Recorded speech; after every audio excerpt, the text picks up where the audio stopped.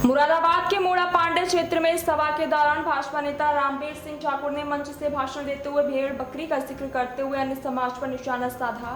ठाकुर रामवीर सिंह ने कहा कि भीड़ में यदि शेर अकेला फंस जाए तो आप को भी कमजोर नहीं महसूस करता है। ऐसे में उदाहरण देते हुए उनके द्वारा क्षत्रिय समाज के प्रोग्राम के दौरान मंच से दूसरे समाज के ऊपर जमकर निशाना साधा। एक तरफ हिंदुत्व की बात तो दूसरी तरफ मंच में सभी समाजों पर निशाना साधते हैं नजर आए विधायक संगीत सोम ने भी मंच के दौरान अधिकारियों पर शिकायत न सुनने को लेकर जूता मारने जैसी बात कही। यदि अधिकारी हमारी बातें हमारे समाज की बात नहीं सुनेंगे तो जूता मारकर काम कराया जाएगा।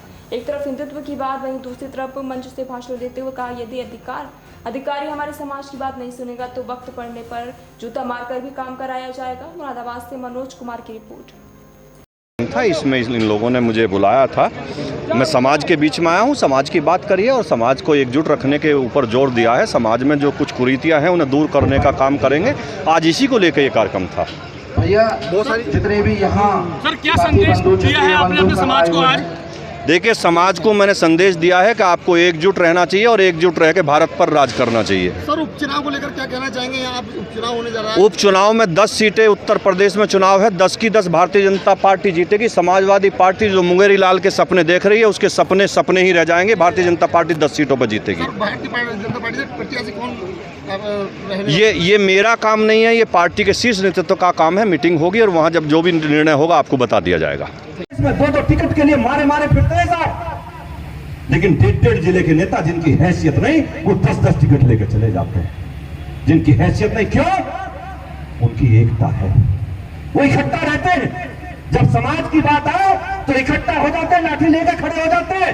लेकिन जब समाज की बात आए तो आप जाके सो जाते हैं घर में साहब, आप उठने का काम नहीं करते। अगर आप उठ जाए, लाठी लेकर खड़े हो जाए, और मैं दावे के साथ कहता हूं आप पूरे साल सोइए, 365 दिन सोइए, एक दिन संगीत सोम तुम्हें याद करे उस दिन लाठी लेकर खड़े हो जाइए। अगर देश में आपका डंका न बजा तो मेरी जिम्मेदारी। कम से कम एक दिन तो खड़े होइए, एक दिन तो जागिए।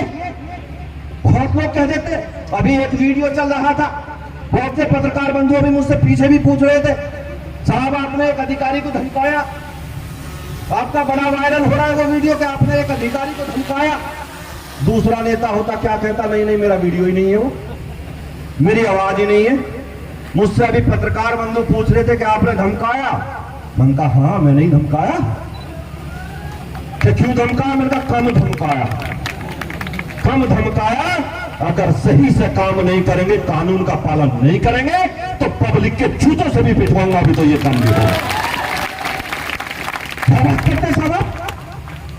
मैं आप लोगों से कहना चाहता हूं, कमजोरी की बात मत करिए, कमजोर मत होइए। लेकिन मैं फिर कहता हूं, जहां 4 बर्तन होते हैं ना साहब,